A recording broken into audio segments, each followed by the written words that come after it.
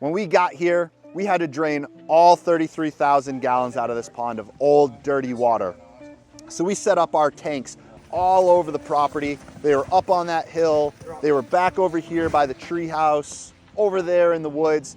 We had every single tank we own filled up with the water from here. So we had something to put back for the fish that had all that good beneficial bacteria in it, but also we needed a ton of that water for flushing. We had to flush and flush and flush this pond.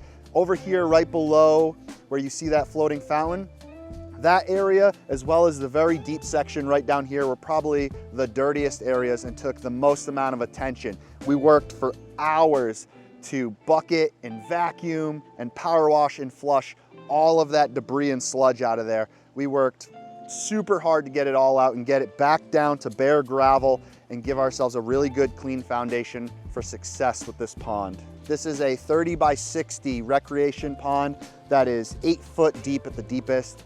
And we just did a full drain and clean on this pond 2 weeks ago. We did a lot of work to get this thing up into beautiful running order. It was functioning, but it was very dirty and there were some things that needed to be addressed. Right now we're on the far end of the pond where our skimmers are housed. There's 2 skimmers for this pond right now. Each one houses its own pump. One pump acts as a jet that helps push that really deep water back up to the surface so there's no stagnant water down there. And the other pump travels all the way up to the headwaters where there's a big wetland filter that's responsible for keeping this water as beautiful, clean, and clear as it is. If you walk this way, come on, check this out. This is the diving rock or the jumping rock. Straight down from here, it goes to that 8 foot deep section. This is perfect for your cannonballs, your flips, all that fun stuff. This pond is built in the same fashion you would a small koi pond in your backyard. It's just on a way larger scale. Everything is still all rocked in with beautiful river rock and gravel. There's big, massive field stones everywhere in here, and it's all tiered off. So you can have different planting zones. You can have different shelves for walking down in. If you wanted to swim to an area and have a seat and still be underwater, it's designed in a way you can do all that stuff. Part of the cleaning that we did, we replaced a bunch of old underwater LED lights that weren't working and were kind of put in the wrong spots. So we took all those out and we put in 8 brand new 6-watt lights in strategic positions that will help illuminate the pond at night. And according to the homeowner who's been living with it for 2 weeks now, it does an amazing job. We also put this floating fountain feature in for them. They had always dreamed of being able to create a very large vertical fountain because the house is set off a little bit from the pond and they wanted to be able to see that from all the windows in the house and have this big, beautiful fountain. Something that they've been dreaming up for a while, and we were able to accomplish that for them. It's gonna come on in a little bit here. It's on a timer, so about 9 a.m. it kicks on, and then before they go to bed it shuts off so it's not running all night long.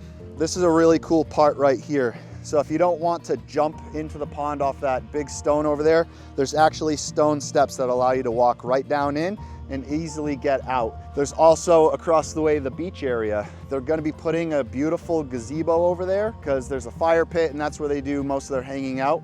But that beach entry is a really cool feature. They put lawn chairs in there just so they can have their feet wet and they like to walk in and out there. Grandkids go in that way. It's just a really cool spot. As we walk over here, guys, this is the stream section. And at the very top, it just looks like a shallow part of the stream. But this whole area right here is actually the wetland filter.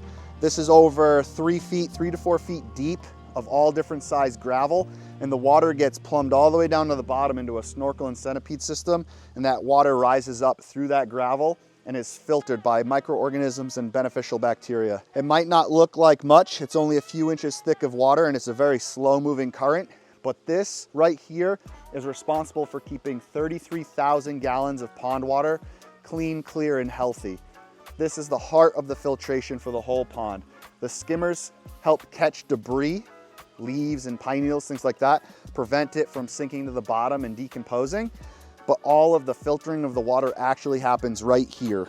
Before we did the cleaning, this area kind of looked like a mud pit, a little bit of a swamp.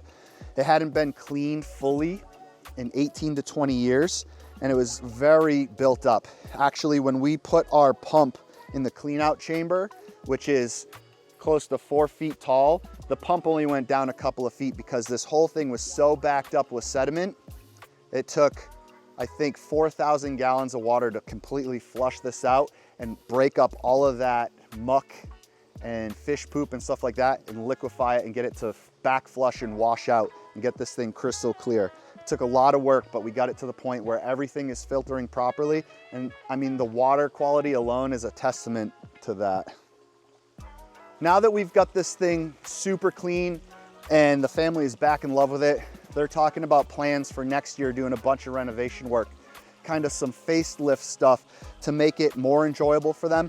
Things that they've been dreaming up while they've been living with this for 20 years, they're ready to finally implement. From looking at all of our pictures and social media, they've seen a lot of things that they like that we're doing these days that they want to incorporate into this feature.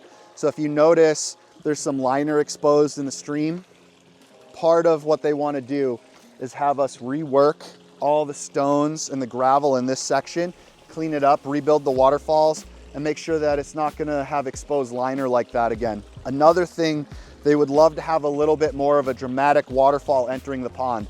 This waterfall is very natural and gorgeous, but it's really low profile, and they want something a little bit more impressive and powerful. And so in order for us to do that, we're gonna have to take this section apart, change the elevation a little bit, and build a brand new waterfall.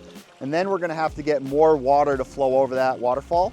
And the only way we can do that is to build a separate waterfall with a separate pump over in this area by that between those two big rocks. So there'll be a big waterfall starting up there that drops down, re-enters this section here, and then it'll be a brand new waterfall dropping into the pond. So that's in the works for next year, as well as replacing the 2 skimmers on the other side. So those skimmers are maxed out with how many gallons per hour per pump they can handle, and we need to get more water flowing to this.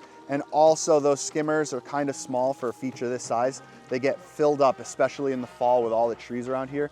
They get filled up constantly, multiple times a day. Those baskets have to be emptied. So what we're gonna be doing is removing those skimmers and building a big skim cove or an intake bay, something that can handle a much larger debris load, leaf load, and doesn't need to be emptied out as often. They can do it once a week or every couple of days versus multiple times a day.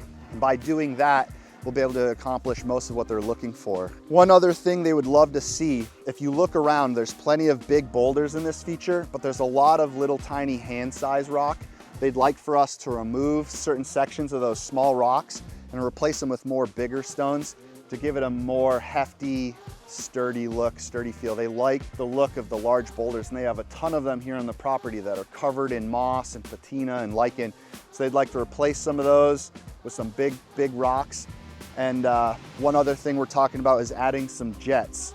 Because we're gonna have those additional pumps in the intake bay, we're gonna be able to incorporate some jets in here that'll help push the water across the pond towards that skim cove. So right now it's a very still pond. Things manage to get over there, but it happens very slowly, and a lot of the debris over time gets waterlogged and sinks to the bottom before it has a chance to make it to the baskets. So if we create a current across the top of the pond with some jets, it'll help push that stuff down that way faster before it has a chance to sink to the bottom. And those are just things that weren't really thought about when this was built 20 years ago. Swim ponds weren't really a thing like they are today. And we've had 20 years to really develop them and figure out what they need to function in the perfect world. And jets, larger waterfalls, bigger boulders, things like that, that's gonna make this pond feel like a brand new pond for them.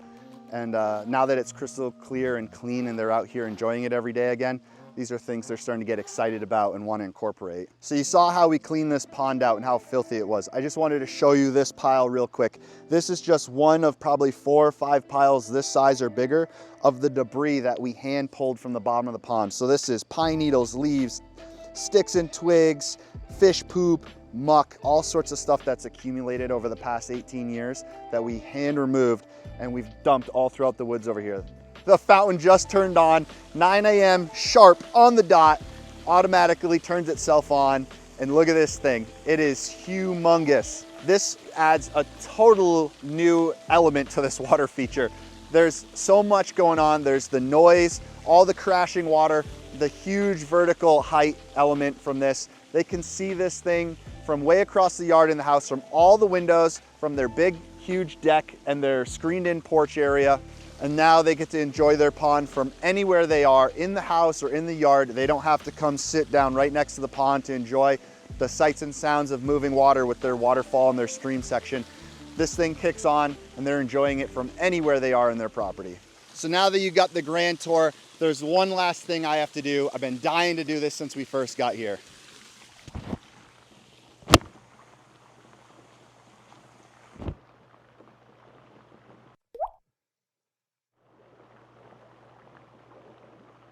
Delectable.